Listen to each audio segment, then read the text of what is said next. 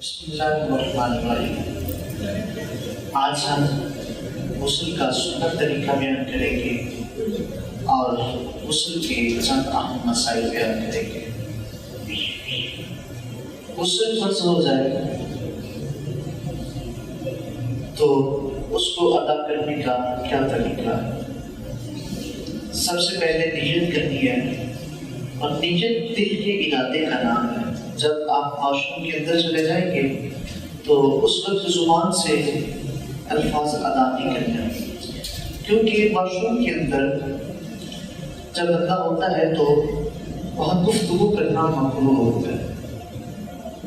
वहाँ कोई भी ज़रूरत से ज़्यादा गुफ्तगू नहीं करनी। अगर कोई ज़रूरी गुफ्तगू करनी पड़ रही है, फिर फर्ज पानी खत्म हो गया, किसी को आवाज़ देनी पड़ी है, तो वो तो मजबूरी है। ये चीज़ सही, वो तो मजबूरी है।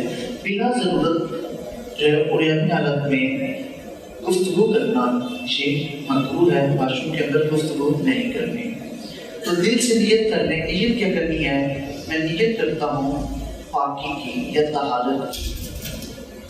उसके बाद हाथों को धोना है, इस्तिंजा करें।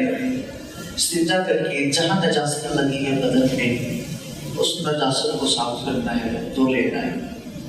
उसके बाद जैसे नमाज का वज़ू किया जाता है वैसे वज़ू करना है, और वज़ू में गड़गड़ा करना है, हलक तक पानी पहुँचाना है। अगर रोज़ा नहीं है तो, अगर रोज़ा है तो जस्ट कुली कर लेनी है, गड़गड़ा नहीं करना, क्योंकि अंदर पानी जाने का अंदेशा है। हलक के नीचे से पानी निकल गया तो रोज़ा टूट जाएगा। नाक में पानी चढ़ाना है।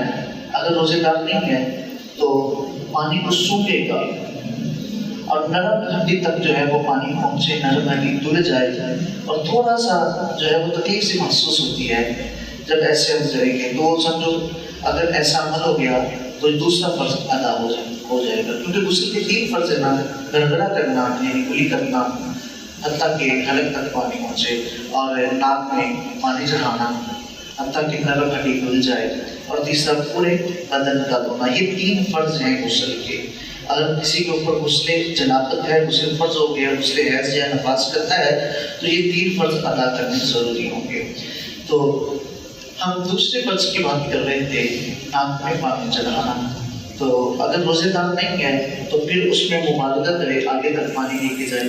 अगर उसका रोज़ा है तो फिर जैसे वज़ू में नाक में पानी डालते हैं, ज़्यादा आगे पानी लेके नहीं जाना, सिर्फ पानी चढ़ाना है और नाक साफ कर लेना है, और मुंह धोना है, दोनों हाथों को धोना है, मसा करना है। और अगर साफ जगह पे है तो फिर जो है वो पाँव धो ले। अगर साफ जगह पे नहीं है, अगर किसी ऐसी जगह पे है जो कि मट्टी वाली है, जैसे कि पहले मट्टी वाली जगह होती थी, तो फिर क्या करें? फिर वो पाँव आखिर में धो ले। मैं इसको रिपीट करता हूँ। अगर वो साफ जगह पे है खड़ा तो फिर पानी पाँव जो है वो धो ले। जैसे हमारे यहाँ वॉशरूम पक्के हैं, टाइलें लगी होती हैं, पत्थर लगा होता है, फर्श लगा होता है, पक्के वॉशरूम है, यहाँ पाँव भी धो ले। अगर कोई कच्ची जगह है, पहले ज़माने में कच्चे वॉशरूम होते थे तो तब जो है पाँव आखिर में धोते थे, तो पाँव धो ले, दोबारा धोने की ज़रूरत नहीं है। अगर पक्की जगह पे खड़ा है, साफ जगह पे खड़ा है, ये है वज़ू। अब वज़ू कर लिया है, अब गुस्ल का जो है वो तीसरा अमल शुरू होने लगा है, जिसमें पूरे बदन पर पानी बहाना है। सबसे पहले शावर खोले या बर्तन के साथ डालना है पानी, तो बदन पे पानी डाल के तो जिस तरह तेल के साथ मालिश करते हैं, इस तरह पानी को अच्छी तरह चुपड़ दे सारे बदन के ऊपर, हाथ पूरी तरह बहा ले। और साबुन लगाना है तो साबुन लगा ले, अच्छी तरह साबुन लगा लिया है तो सबसे पहले दाएं कंधे पे पानी डालें, फिर 3 दफ़ा बाएं कंधे पे पानी डालें, फिर सर पे पानी डालें।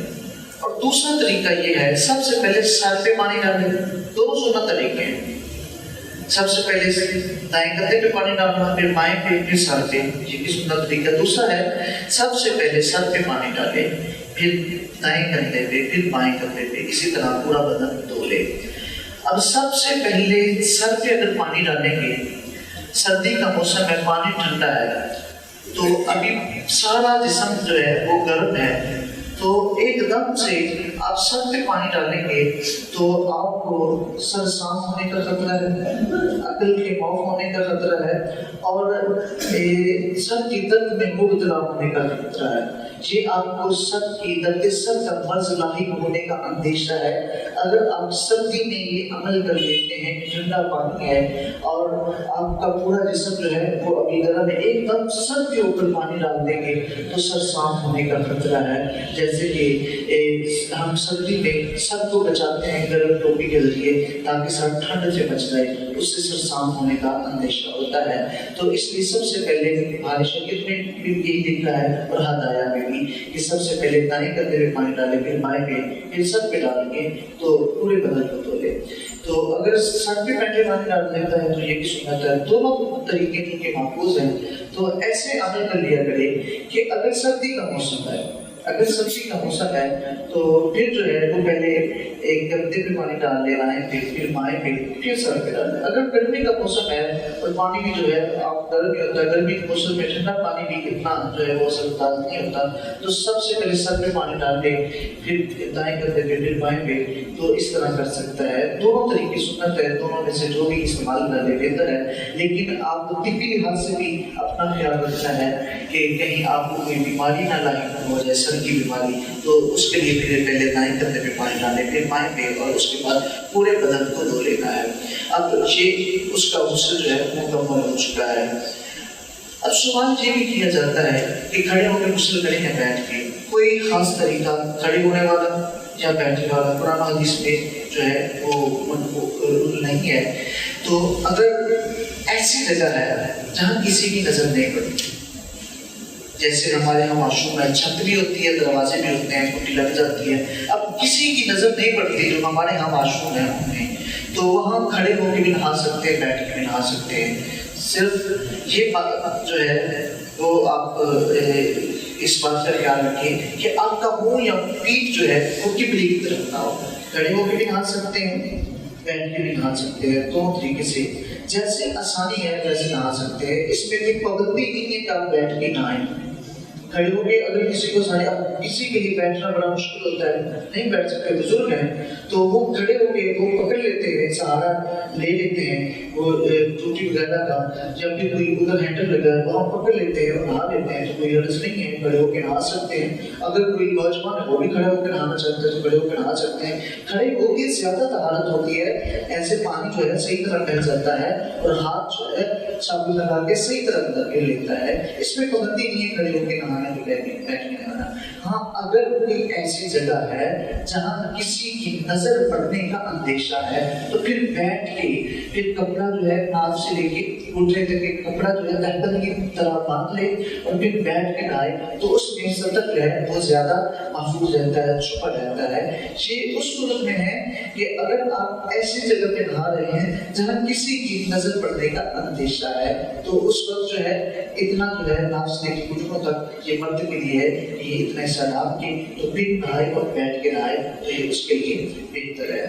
اور اگر کسی نے نہر میں نہانا ہے یا سوئمنگ پول میں نہانا ہے تو اس میں اگر غوطہ لگا دیتا ہے تو ساری سنتیں، سارے فرائض ادا ہو جائیں گے. ٹھیک ہے، وہ پانی جو ہے کلی کر لے، ناک میں پانی ڈال لے اور اس کے بعد جو ہے وضو نہیں کرتا، سیدھا غوطہ لگا دیتا ہے تو اس کے سارے جو ہے سنتیں فرائض ادا ہو جائیں گے.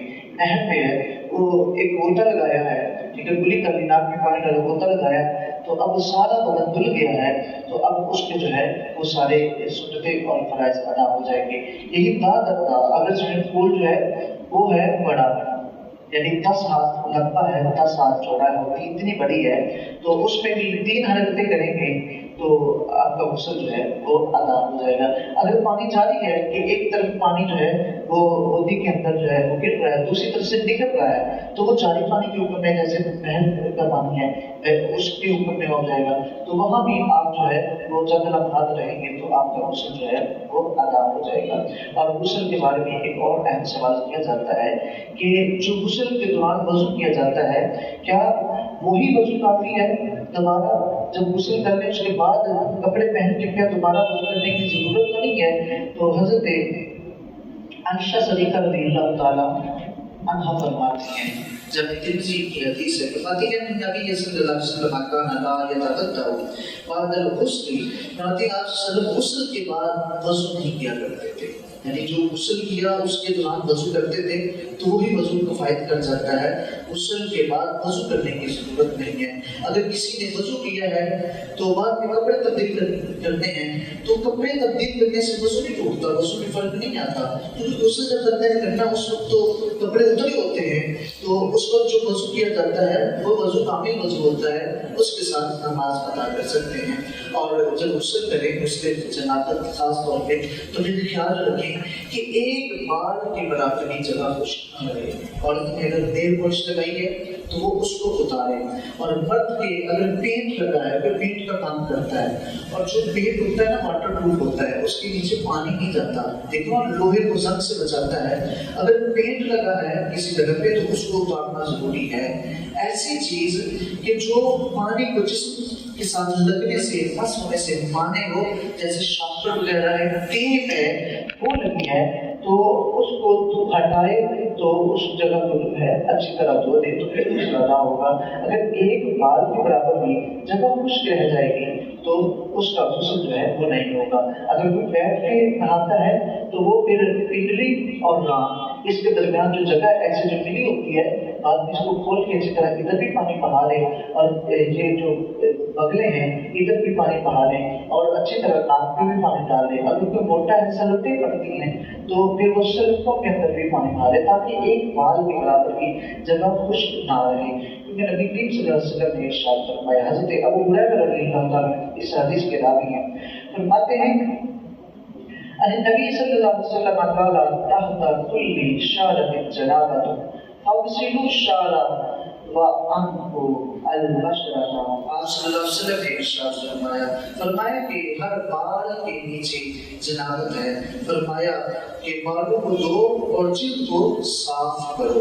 ہر بال کے نیچے جنابت ہے، جب ہر بال کے نیچے جنابت ہے تو پھر ایک بال کے برابر کی جگہ خشک رہ جائے گی تو پھر غسل نہیں ہوگا۔ غسل میں یہ احتیاط کرنی ہے کہ جب سارے جسم پہ پانی بہانا ہے تو پھر اچھی طرح دیکھ لینا ہے کوئی چیز ایسی تو نہیں لگی، جس طرح جو ہے وہ مچھلی کا جو چھلکا ہوتا ہے اگر وہ بھی لگ جائے گا تو چونکہ وہ بھی پانی کو جسم کے ساتھ لگنے نہیں دے گا، یہ یا ٹیپ وغیرہ کوئی شاپ وغیرہ لگ گیا، یہ آپ جو ہے وہ خود ہی اندازہ کر سکتے ہیں کہ یہ چیز جسم کے ساتھ پانی لگنے میں ممانعت تو نہیں ہے۔ ہاں اگر انک وغیرہ لگی ہے، مہندی لگی ہے تو پانی اس کے نیچے لگ جاتا ہے، کلر لگایا بالوں کو، مہندی لگائی ہے تو اس کی ممانعت نہیں ہے، غسل میں وہ جو ہے پانی وہ جسم کے ساتھ لگنے سے مانے نہیں ہوگا، مہندی جو ہے اس کے اندر سے بھی پانی جو ہے نکل جاتا ہے، اور جو ہے انک وغیرہ وہ لگی ہے تو اس کو ہٹانے کی ضرورت۔ پینٹ جو ہوتا ہے نا، پینٹ وہ جلد والا ہوتا ہے اور اس کے اندر پانی جاتا ہے، اس لیے جو پینٹ کرنے والے ہیں وہ خاص طور پہ احتیاط کیا کریں تو پینٹ کو اچھی طرح اتار لیا کریں، اس کے بعد جو ہے وضو کو کیا غسل کیا کریں۔ تو آئیں گے اللہ تعالیٰ ہم سب کو قرآن حدیث کی مطابق